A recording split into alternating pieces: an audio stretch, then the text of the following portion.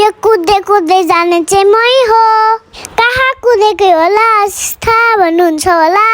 म आज बिटामट गएकी थिएँ। बिटामटमा मेरो पुनुसँग भेट भयो। आज चाहिँ पुनु र मम्माले स्केटिङ गेम खेलिसकेको थियो।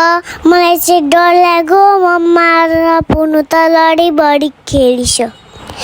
अनि हामी क्याफेतिर गयौँ किनभने मलाई धेरै भोक लागेको थियो।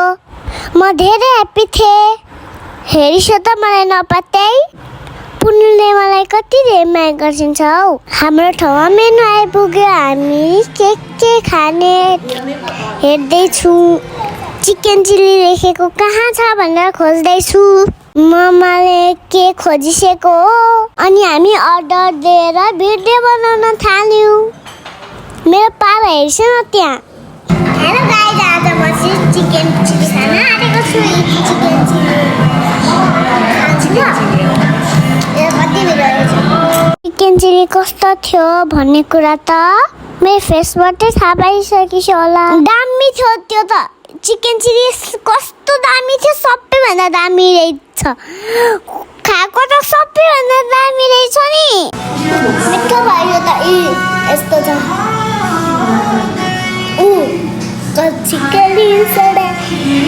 पिरो पटक्कै पनि खान नमान्ने म एकैछिनमा त पिरो हराइगयो नि।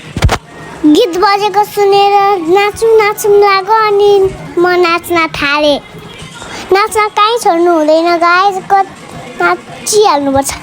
मेरो डान्स हेरिस त त्यतिकैमा हाम्रो अर्डर आइपुग्छ। यो चाहिँ चिकन चिजबल हो। चिजबलबाट बनेको, यो चाउमिनबाट बनेको।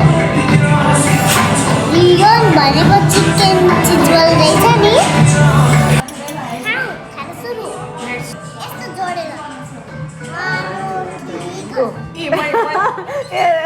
यसले आफ्नो ठाउँमा राखिरहेको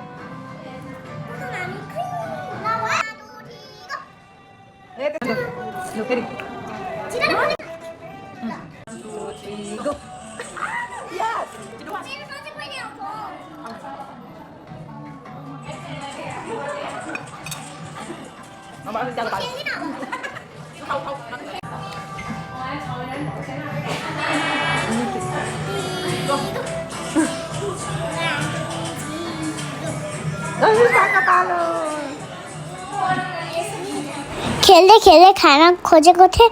मेरो पालो त लास्टमा आयो। म त झन्डै रोइदिएको।